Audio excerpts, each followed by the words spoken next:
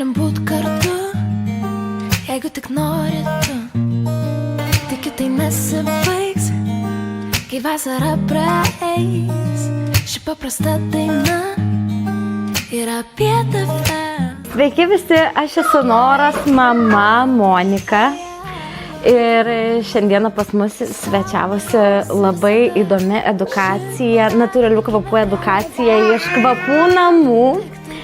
Ir šiandieną uostėm visokiausias įvairiausias korteles iškvepintos natūraliais eteriniais aliejais ir turėjom galimybę susikurti savo kvapą.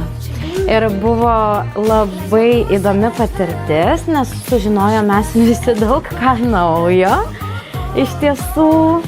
Ir labai smagiai praleidom laiką. Buvo labai smagu visiems kartu pabūti ir kartu kurti tokį dalyką kaip kvapą. Turbūt žinai, ką jaučiu. Aš neturiu paslapčių.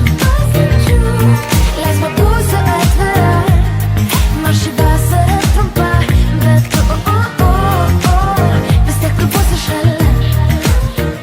Aš tai šiaip esu spygliuočių kvapų mėgėja, bet mane labai nustebino toks dalykas, kad šiandien tas mano mylimiausias kvapas visai netiko mano sukurtame kvape.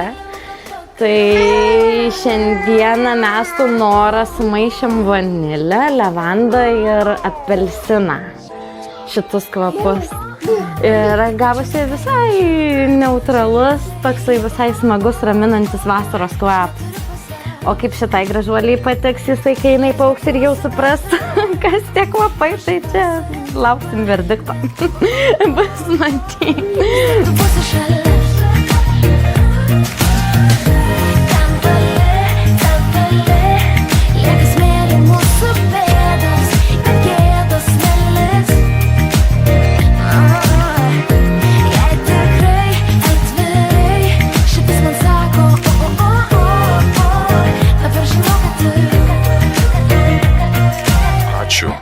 Kad esate su mumis.